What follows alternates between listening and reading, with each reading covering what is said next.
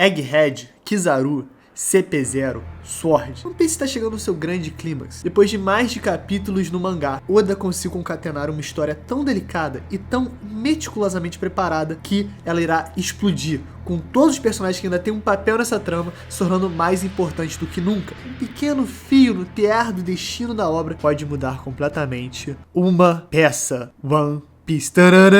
Não, tô zoando. Mas, trazendo um pouco mais os pés ao chão, vamos comentar sobre o agente triplo que tem a fruta ancestral do Alossauro e possivelmente também é capaz de retornar dos mortos, DS Drake. E se preparem, porque esse vídeo eu vou lutar intensamente contra a vontade de falar X-Drake, X-Drake, X-Burger. Pois é, não é X-Drake, né? Não é X-Drake, é de fato o numeral romano em espanhol, DS Drake. Claro, que a gente não pensou isso antes, é só ler. Mas Derek, calma lá, dane-se o DS Drake. A gente viu que ele morreu de qualquer jeito. Qual a importância ele teria nas tramas finais de One Piece? Ah, pois bem, exatamente isso que vamos falar hoje nesse vídeo. Trazendo essa incrível teoria do cara que acertou tudo em Egghead até agora. De verdade. Eu não imaginei que o maluco ia ser tão bom. O próprio Typical Joe, que eu vou deixar o link na descrição. Fala aí, galera, Chapéu de Palha aqui, eu sou o Derek. Dá um slap no like, dá essa moral, se inscreve no canal e checa a nossa lojinha. Nessa época de Natal, de Jingle Bell, de boas festas, daqui a pouco Carnaval, Páscoa, enfim. É um presente bom pra todos os momentos. Então, nossa lojinha reabriu. Se você chegar o link na descrição, vai estar lá tudo, frete mais barato, tudo de bom. Então,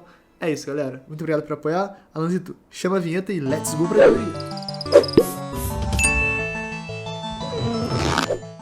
A última vez que o Supernova, presumidamente morto, foi mencionado aconteceu um tempinho atrás, no capítulo 1061, quando descobrimos que a Sword não conseguiu fazer mais contato com ele desde os acontecimentos de Wano. E é curioso, porque o Prince Gruz fala que não sente confortável de lançar nenhuma operação sem a liderança do DS Drake, ou no mínimo saber o paradeiro dele. Cara, isso mostra como a Sword, de certa maneira, depende do Drake e como ele é relevante e importante. Claro, se sumir ele, eventualmente alguém vai tomar o manto, porque essa operação não pode acabar, mas ele é uma parte vital do funcionamento da Sword. O Drake em si foi visto pela última vez no capítulo 1052, uma conversa bem interessante e carregada com seu colega Supernova, o Hawkins. O que é interessante nesse papo é que nós tivemos a revelação do Homem de 1%, basicamente aquela pessoa que Hawkins previu no início da guerra ter apenas 1% de chance de sobreviver, o que todos nós achamos ser o Luffy, Drake ou até o próprio Kaido, mas no final das contas era o Hawkins mesmo. E é curioso porque o Drake, que a essa altura já tinha mudado de lado literalmente 3 vezes, ele traiu os piratas porque era da marinha. Depois traiu os piratas se aliando a outros piratas, enquanto ele era da marinha já traindo todos os piratas. Depois ele traiu os piratas, que ele já tinha traído, juntando-se a outros piratas. No caso, né, ele traiu o Kaido e foi com o Luffy, mas ele ainda era da marinha, então de certa maneira ele ainda tava traindo o Luffy, porque o Luffy não sabia que ele era da marinha. E de alguma maneira ele tá meio que traindo a marinha também, porque ele lidera uma facção secreta e rebelde dentro da própria marinha, o que certamente não é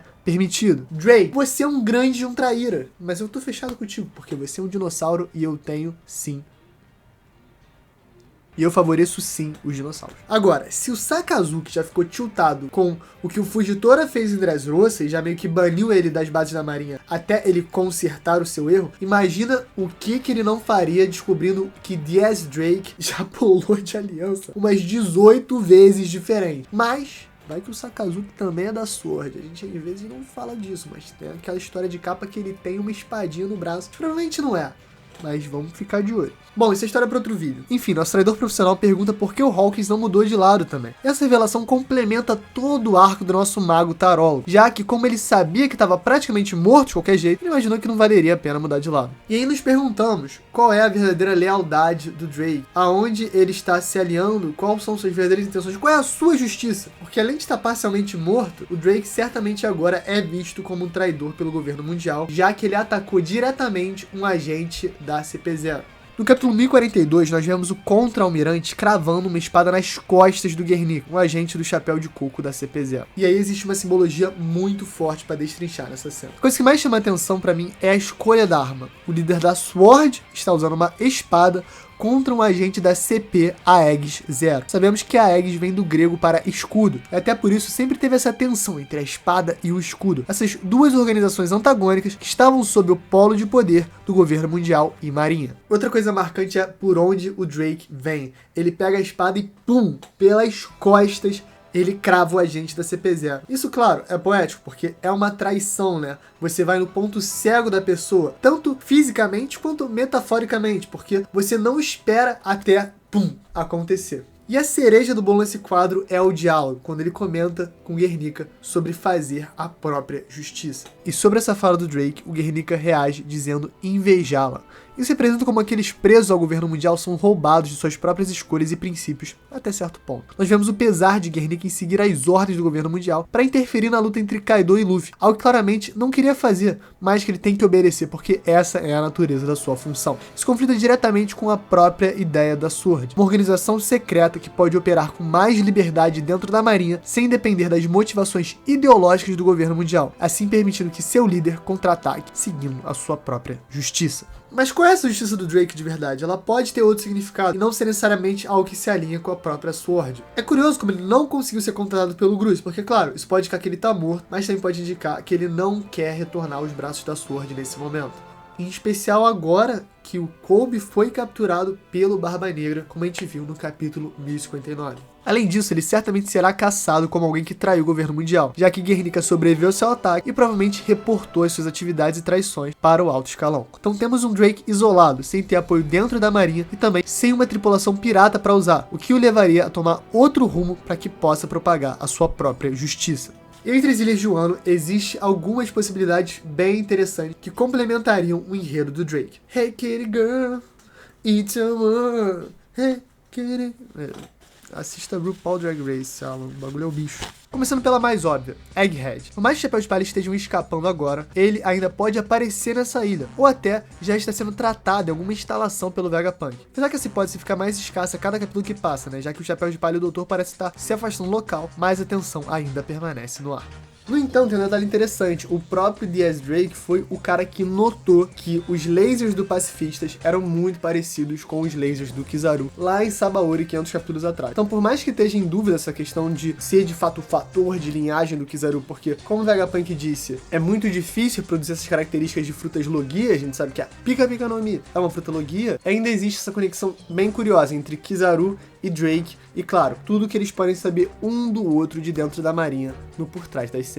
Com a chegada do próprio Almirante Egghead, sua presença poderia prover mais contexto para o que ele sabe sobre o Vegapunk e o passado que ambos tiveram com o Borsalino. E de uma maneira isso também poderia auxiliar o reencontro entre Drake e SWORD, já que a base deles é extremamente próxima de Egghead. Mas temos outras possibilidades interessantes a considerar. Essa base fica a leste de Wano, que aparentemente é o caminho que o Kid tomou depois da Terra dos Samurais. Então seria um possível lugar para o conflito entre os dois supernovos. E acredite se quiser, esse conflito Kid e Drake pode ser bem interessante, porque a gente sabe, na introdução do Kid, ele menciona como ele odeia os nobres mundiais, né? Como ele odeia o governo mundial e tudo que eles representam. E de certa maneira, o Drake pode ser uma espécie de espantalho, né? Uma espécie de representação do que é o governo mundial, justamente por ser um cão da marinha. Certamente seria assim que o Kid poderia enxergar ele. Por mais que ele tenha se tornado um pirata, o Kid pode ter essa raiva, né? Essa mágoa dele ter se tornado um marinheiro, ou até ele pode descobrir sobre como ele de fato era um agente da marinha, escondido o tempo todo. Claro, o Kid não sabe disso ainda,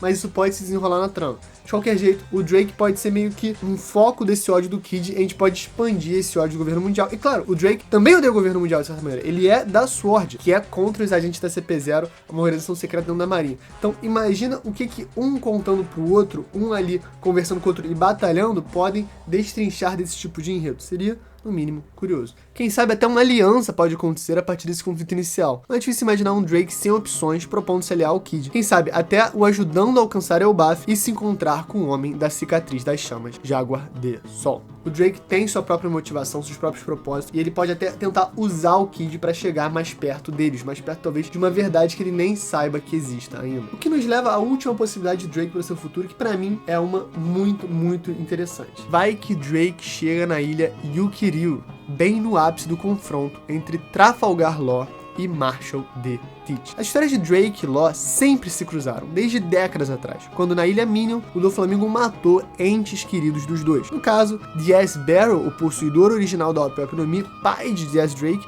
e também Don Quixote Rocinante, o Corazon, que já há algum tempo tinha tomado a função de guardião e figura paterna pro Law órfão. E é muito doido porque nos momentos finais do Corazon, quando ele tá praticamente morto e o Doflamingo tá tentando finalizar ele e o próprio Law, o Corazon fala uma mentira genial, que o Law já estaria sendo escoltado por um navio de guerra da marinha, e assim estaria longe das garras do seu cruel irmão. Mas isso, claro, era uma mentira. Law estava logo atrás dele, chorando no silêncio de um barril, sabendo o que provavelmente estava acontecendo com a pessoa que mais amava do lado de fora daquele recipiente. E aí, bem na hora oportuna, o Búfalo vem voando, né, com a sua Akuma no Mi do Giro, avisar ao Doflamingo que realmente a marinha conseguiu capturar um garoto e já estava escoltando ele à segurança, o que acaba com os planos do Doflamingo na hora. E essa informação choca o próprio Rocinante, que fala assim, pô, mas eu menti?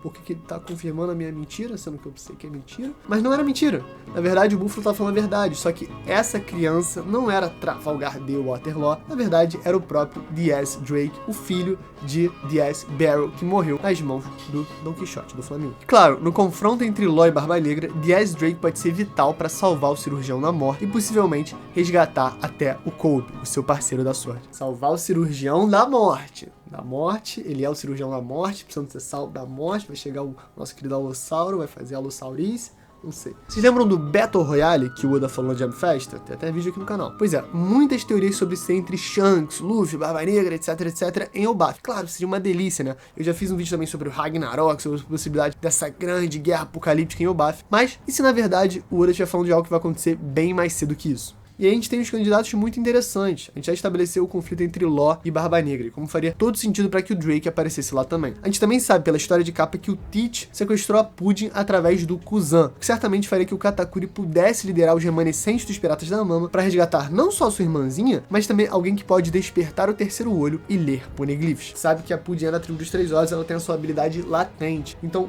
o Barba Negra tá próximo dessa personagem é muito intenso, porque a única peça do quebra-cabeça que falta do Barba Negra, supostamente, é a capacidade de ler os poneglyphs. A gente sabe que ele, de certa maneira, é um historiador, é um arqueólogo, é um cara que se interessa muito pelo passado, além de ser um grande pirata. Então, ter essa habilidade de ler os poneglyphs certamente ia expandir muito o conhecimento do Barba Negra, e isso seria extremamente perigoso para todos os outros piratas e forças do universo de One Piece. E além disso, ainda temos Edward Weevil caçando Barba Negra para vingar a morte do seu suposto pai, o Barba Branca. Alguém que não aparece há muito tempo, mas que certamente pode surgir no meio desse combate insano. Mas aí o grande problema fica pro Drake em específico, porque de todos os personagens que eu falei, Katakuri, Barba Negra, Law, até Weevil, que a gente não teve certeza da força, mas deve ser muito poderoso, porque dizem que ele tem a força do Barba Branca jovem, no mínimo a força, né? Fora as habilidades. Cara, são monstros. E o Drake foi meio que solado ali pelo Guernica, tudo bem que já tinha tomado dano, já tinha sido até um pouco torturado e tal, mas a gente sabe que ele tem um nível de poder abaixo, então